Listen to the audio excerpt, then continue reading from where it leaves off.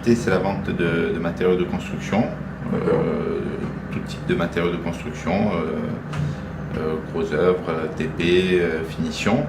La vente de béton, on livre du béton, on a une centrale à béton, parce que là on est quand même centré dans le Cap Corse, mais après on va encore plus loin, et là en ces cas-là on est à 1h30, 2 heures de Bastia. L'idée a été de créer Cap Matériaux.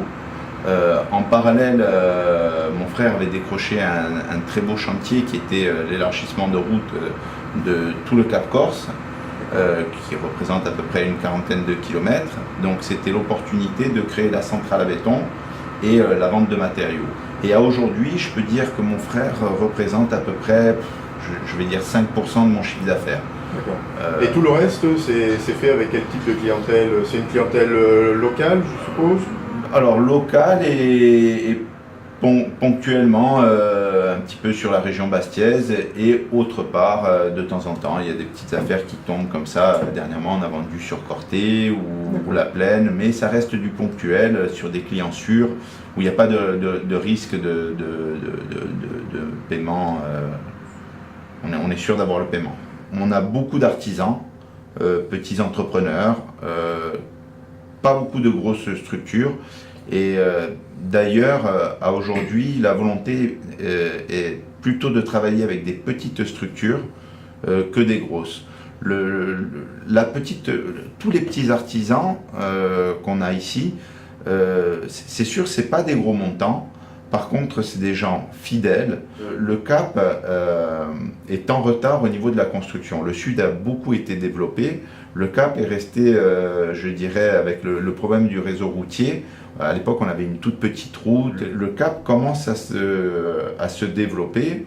D'ailleurs, à 5 km d'ici, on a un 5 étoiles qui se construit.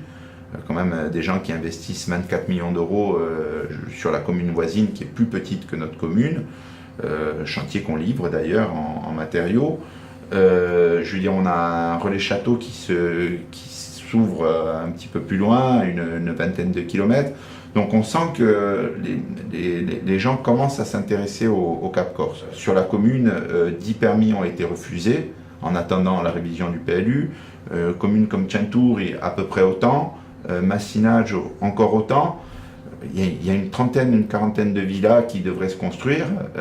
Pour nous, 30-40 villas, c'est énorme. Et on pense se caler sur entre 2 millions et 2,2 millions. On est 7 aujourd'hui. On a changé notre stratégie.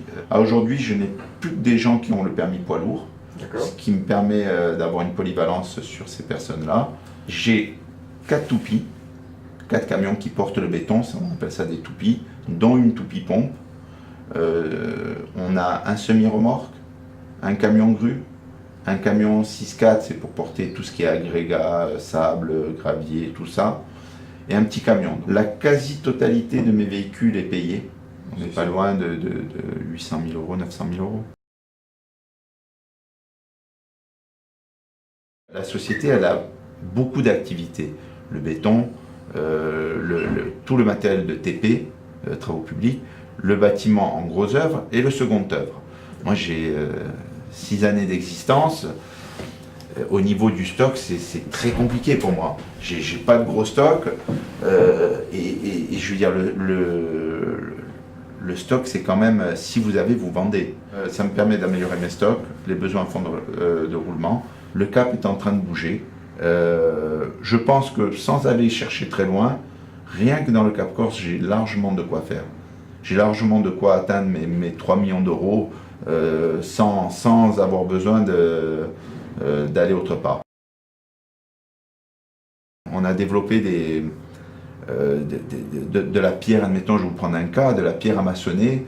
On a conditionné des palettes pour que ça soit facile pour l'entreprise avec différentes tailles dedans. La concurrence n'a pas ce produit-là.